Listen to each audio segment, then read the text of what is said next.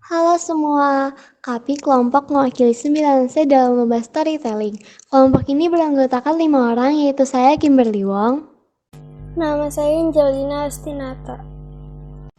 Hai semua, saya Natasha. Nama saya Gabriela Margareta. Saya Kenneth Hendra.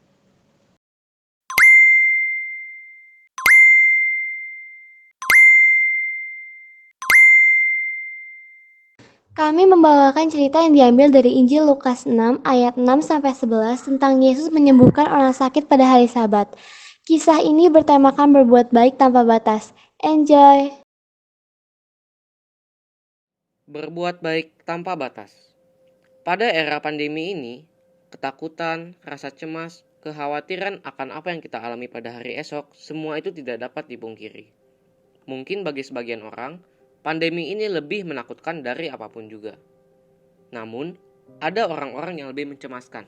Bagaimana dan dari mana sumber penghasilan yang kini telah banyak membuat orang kesulitan menghadapi pandemi ini.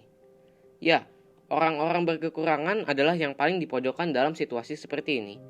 Namun, bagaimana jika Tuhan memiliki rencana lain untuk orang-orang yang tertindas dan berkekurangan? Dan begitulah, kisah Yesus menyembuhkan orang pada hari Sabat terulang kembali. Dokter, suster, siapapun, tolong selamatkan ibu saya. Mata orang-orang tertuju pada seorang pria dengan pakaian lusuh yang sedang membopong ibunya. Tolong siapapun, saya mohon. Maaf, ada yang bisa saya bantu, Pak? Ibu saya dalam keadaan kritis dan membutuhkan pertolongan medis secepatnya. Maaf, Pak. Sudah ada orang yang terlebih dahulu mengantri sebelum Bapak. Pekerja medis di rumah sakit itu menatap bapak tersebut dengan tatapan dingin.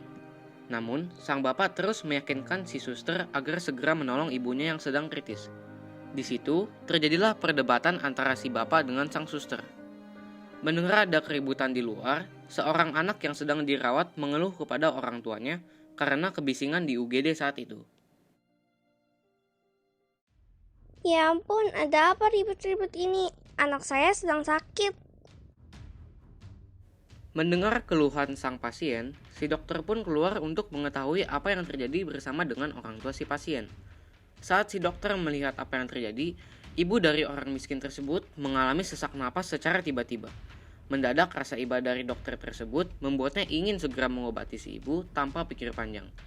Melihat kejadian itu, si orang kaya marah. Dok, kan anak saya duluan. Kenapa orang itu malah yang diperiksa?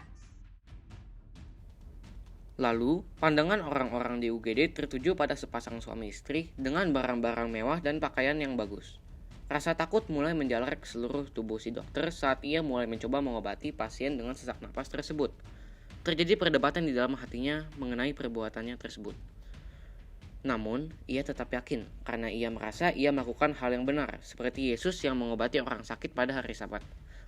Namun, selama ada cahaya, pasti selalu ada kegelapan.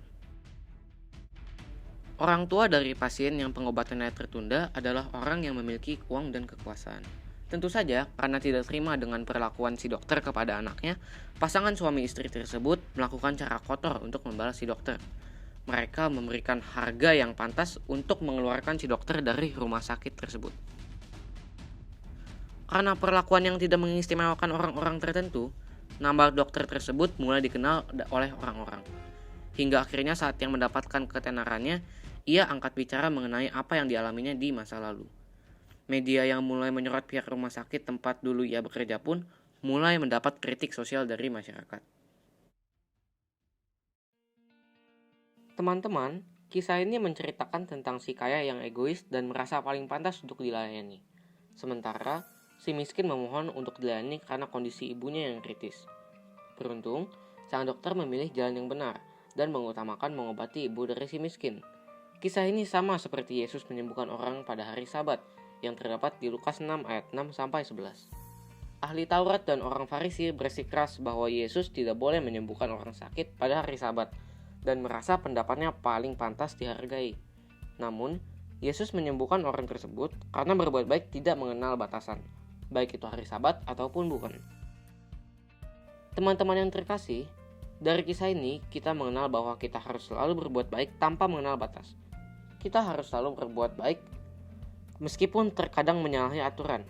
Seperti yang dikatakan Yesus pada Lukas 6 ayat 9, "Aku bertanya kepadamu, manakah yang diperbolehkan pada hari Sabat, berbuat baik atau berbuat jahat, menyelamatkan nyawa orang atau membinasakannya?"